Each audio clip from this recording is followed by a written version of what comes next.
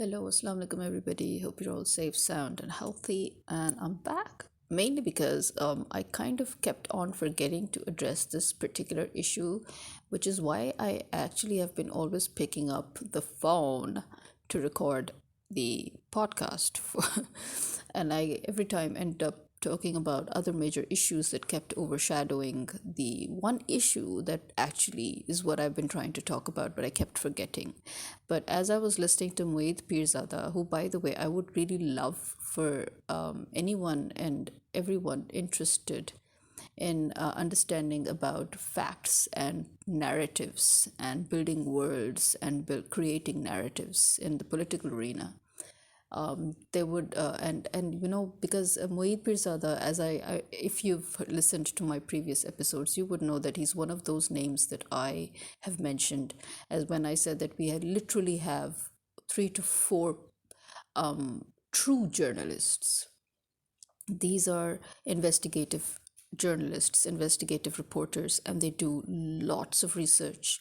They have a lot of precise knowledge on what they're talking about, so they give reference points. So, because I basically, since I went into scripts and script writing, now I tend to talk more to the point, more summarized, and frankly, I don't have that power anymore in me to have extremely lengthy monologues or discussions. Although I used to be a prize-winning debater at one time. So, but when I when I used to write novels, it was very easy to ramble for hundreds and hundreds of pages, and I would write four novels simultaneously. But now, to be honest, I cannot even finish one novel, forget two. I mean, I'm just, so out of that zone. And plus, there's a lot of stress, as you can see, unnecessary tensions in this country. And, it's just frustrating just navigating your life. But also, I'm so thankful that I actually studied script writing. It was something I've always wanted to do, and I'm glad that I did that years ago because when I did my master's in script writing, the one thing that I really wanted to hone was actually what I honed, and that was how to try to write concisely, but at the same time creating that imagery, lesser words, bigger visions, bigger picture, stuff like that, which is what script writing is all about. So, anyway, needless to say, because we are writers and journalists, and those of us who belong to the media and the entertainment or narrative creation industry or content creation industry, we all can smell a script a mile away. So, we always know exactly when something's wrong. So, the whole world can actually be fooled over something which to us is so glaringly obvious that we just don't understand why people can't see through it. So, and especially when the fact has been exposed time and again, constantly throughout history, that there is always a narrative that every government, every establishment puts forward. They create a script, they create a narrative, they create a world, and they make it believable, and they want to envelope the whole country or nation or regions in that narrative, and people fall for it almost every time, or should we say every single time. So the thing about Moeed Pirzada, as I was saying, is just 2 to 3 hours ago, he uploaded his detailed analysis on the what the future holds for Imran Khan and PTI, if it's good or bad. And he picked up he talked about most of the points that I have also mentioned. Again, the difference being that he has actually gone into specific details, referencing specific points in history to, pinpointing those exact times in history where scapegoating was done of political rivals, and how the same trick was applied every single time throughout history in Germany in 1960, and then with Suharto, and then with the communist parties, and then, moving on and tracing it all the way to 9th May, which, as I said, I have also mentioned very, very briefly when I kept on saying history proves it, that this is an old pattern. So he actually gives reference points of how history proves it and how it is an old pattern, and how it is a very unoriginal, a true, tested, and tried script that they work on where they scapegoat the one political rival party that they want to completely end, and how they use the members of that particular political party to bring about its demise. Which will also be my next point if I remember to make that point, or maybe I should just make it now again before I digress any further. And that is that right now, as people have seen, some very important members of the PTI have withdrawn and from PTI, and they've resigned. One of them, one of the oldest members, has practically not just withdrawn from PTI, he's withdrawn from politics altogether. And he actually diverted from the script that was given to him, in which he very openly, and as openly as he could be, he just said that this kind of bull crap, this kind of politics is not what he can ever be a part of, and he can no longer basically tolerate all this shit. And so he's resigning from politics altogether. That was basically what he was trying to say, is that this is that it is just not what he you know this wasn't what he aimed for ever. This was never in in his, I mean, it is basically he just can't do it anymore. He can't tolerate this. This was just not in it, in the bag. And on the other side, the other 2 to 3 members that have resigned, they followed the script in which they had to mention that Imran Khan is corrupt and that PTI has, um, you know, disgraced everybody by setting buildings on fire and stuff. And it was very obvious, again, to those of us who could see that they were kind of reading off a script, that it was as if they were at a gunpoint while they were making those statements and withdrawing from PTI, which meant that either they themselves were threatened with bodily harm or with their life, or their families were threatened with their lives, in which case it's purely understandable why they would do that. As long as they're safe and healthy, it's fine. Now, back to Moeed Pirzada, the question that he's raised, which he says he cannot get a clear answer in neither from the American side or from the other Western countries related to America, or from our own side. Well, I actually had the answer, and that was something that I've actually been wanting to talk about regarding the establishment, which he says that on one side they say that it was the establishment that brought Imran Khan, but on the other side we're seeing that the establishment itself is attacking Imran Khan. And then on one side, Khwaja says Khwaja is one of the important members of Nawaz Sharif's political party, and that he mentioned yesterday very openly that it was the establishment that kicked Nawaz Sharif out. So as he said, that since Nawaz Sharif is actually blaming Imran Khan for something that was very obviously the establishment's move, and what actually drove the establishment angry enough to kick Nawaz Sharif out was because he was fraternizing with the enemy. As we know, he really was. He was fraternizing with India, and he was fraternizing with America and the UK, and it was showing dangerous. Basically, there were signs of dangerous alliances, as we know, and those alliances are what are right now coming back at us. So he really was forming those alliances, and we can see the fruition of it right now at this point.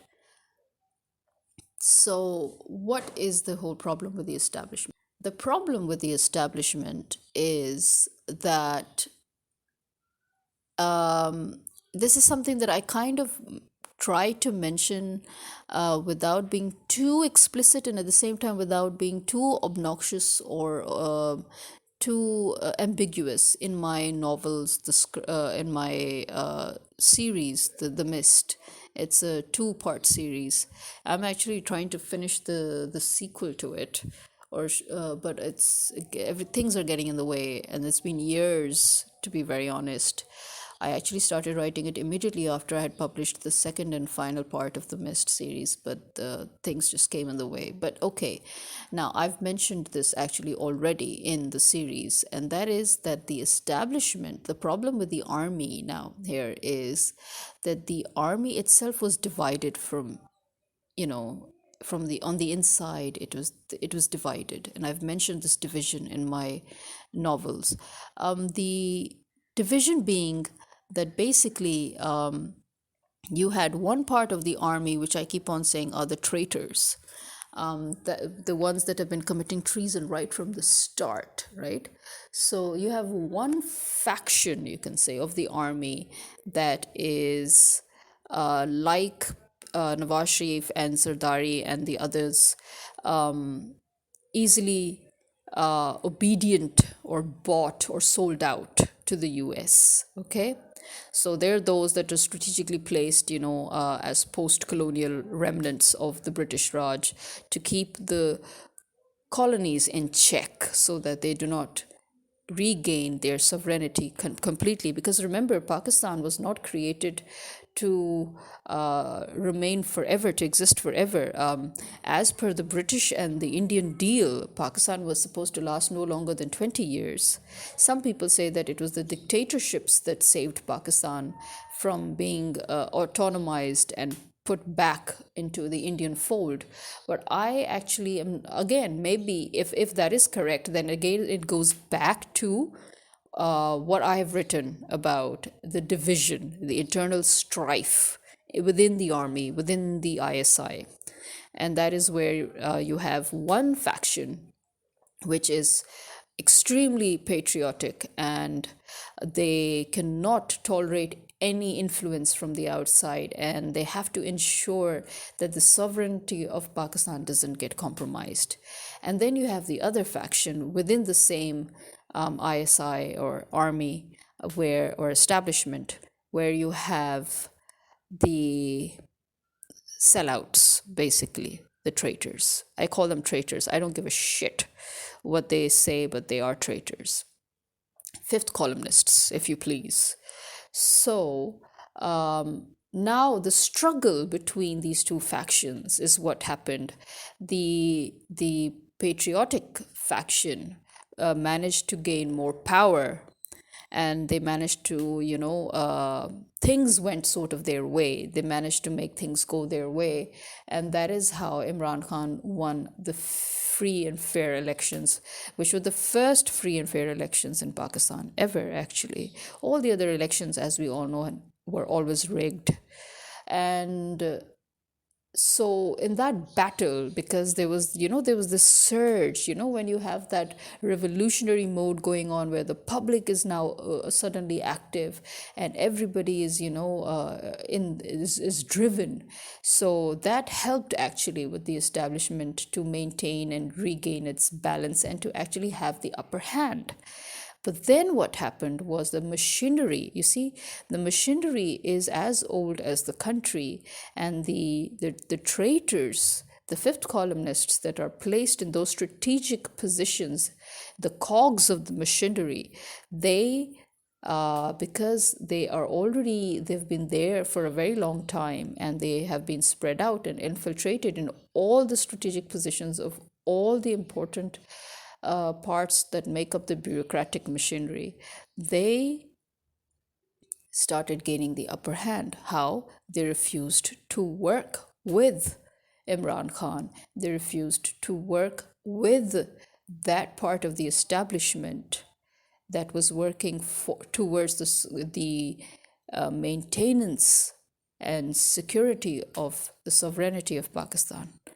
And in that internal struggle, the faction that was pro Pakistan again was weakened. Again, how and why? Because Nawaz Sharif, remember, was sent out to England. What better place for him to regain his needed finances and resources? So Nawaz Sharif and Zardari again cooked up the scheme with the US and the UK backing them. And as I kept on saying, even before when Imran Khan was in power, and I kept on saying that the biggest mistake that he's making right now is letting them loose, letting them take control of the mainstream media. He thought that, being a democratic government and being a democratic country, they had the right. But the truth is that they were committing treason right in front of his eyes. And the media houses were accomplices in that. And that is how they once again gave rise to that part of the establishment and bureaucracy that has been underneath them for the past 40 years. And this is how they regained power. Because, as I said, when I said he was making a mistake, and I said at that point that they will come back with a vengeance and with the full backing of US dollars. That is exactly what happened. Because, as we all know, right in front of us, Maryam Nawaz, who has no political authority at all, no standing, no status. We saw how Obama and his wife had begun priming her.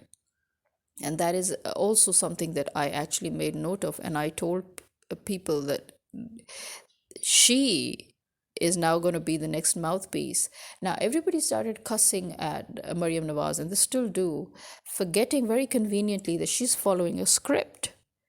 And they keep on saying that, oh, she's going to be the downfall of her father. Hello, her father is the one behind her. Nawaz Sharif is the one dictating the script to her, or rather, American establishment is dictating the script to her. But again, through Nawaz Sharif. In other words, Nawaz Sharif may have taken the back seat now because they have decided that it's time for the young blood that they had primed to come. On one side you have Bilawal, and on the other side you have Maryam Nawaz, who, by the way, they had to train for years because she had no ability to even speak. And this is how it came to be. So to me, even this was very, very obvious and very, very clear, because this was something that I had already written about in 2013 and in 2015. 2013 was when I published the first part of the Mist series, and 2015 where I published the second part, in which I kind of mentioned the journey of how different mechanisms were at work trying to ensure that the public's voice was heard, and that Imran Khan finally got the power that he was denied the past two times in the previous rigged elections.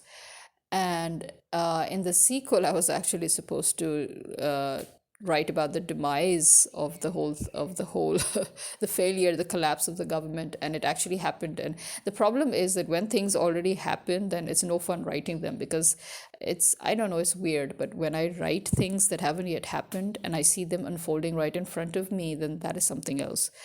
I feel as if I've still written something original. But when something that I've already imagined to happen has happened, it becomes very difficult for me to write. And that's one of the main reasons also why I have not been able to finish writing the sequel.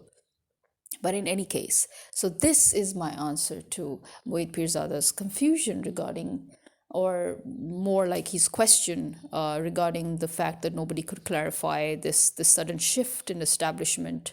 And according to him, it was a change in establishment. Actually, as I said, it was never really a change.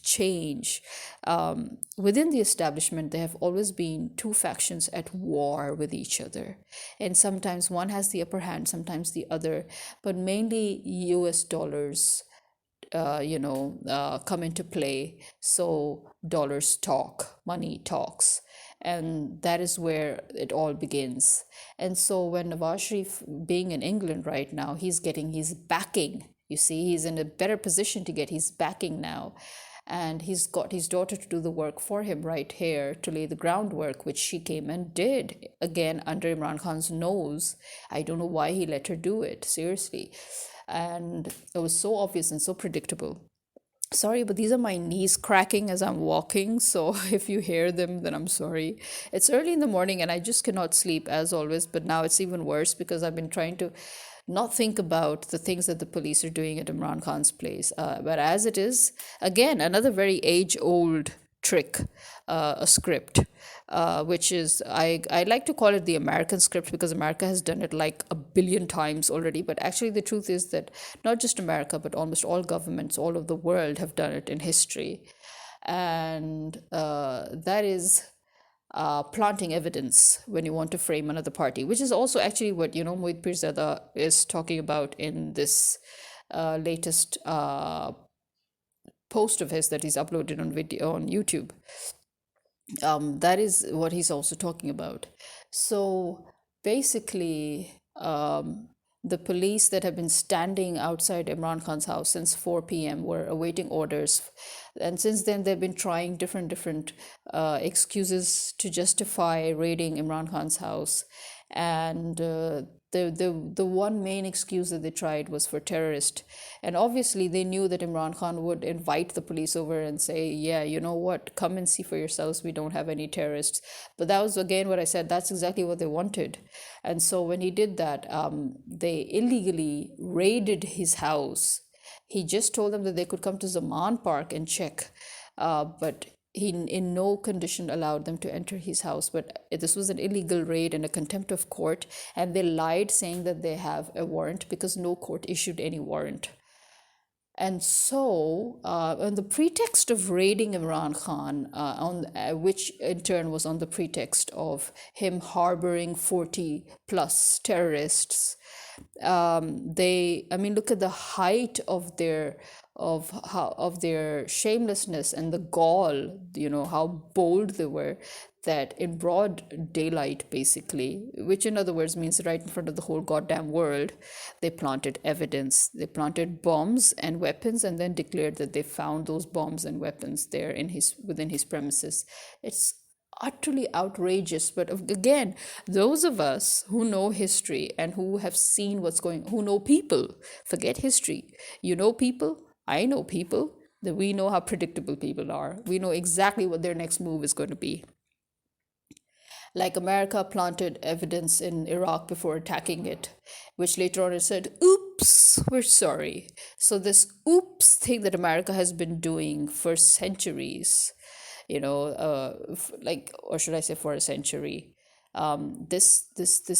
this shit that America has been doing has actually been done by the British government as well, and it has been done by it has been done in countries that had to fight against communism, as mentioned by Moeed Pirzada. It has been done in Germany. It has been done everywhere. Seriously. And using the members of those rival political parties to to strike the final,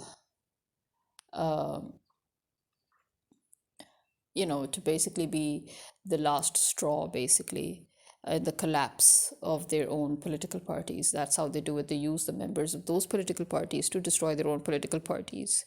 So that is what they're trying to do here. And let us see what happens. To be honest, as I said before, I really have no hope for this country, because a country that has been steeped in treason, and that treason has been festering for the past, half a century at least, without any breaks, without, it's been going so smoothly. A lot of oiling, a lot of greasing, a lot of, smooth mechanization. So it took Imran Khan 20 odd years to try to put the brakes to it, but at the end they put a brake on him. So it's dangerous. I think the biggest mistake, as I've always said, that Imran Khan ever made was to waste his life fighting for a country that never deserved it, because this country has been overridden by traitors. The people who made this country, the people who fought for this country, they're nowhere. Instead, the people who were opposed to this country, the first thing that the Brits did was to make sure that those people flooded this country, so that, again, as I would remind you, this country could easily be returned back to India, if nothing else than as an autonomous body, which couldn't be done, and which is why desperate measures are being taken. So let's see what happens. And while the neighbors continue to make their noises banging stuff here and there. I will be signing out since I've finally spoken about what it is that I've been forgetting to speak about, which Moeed Pirzada, basically, thanks to him, I remembered. So, everybody take care, stay safe, stay healthy, stay blessed. Khuda Hafiz.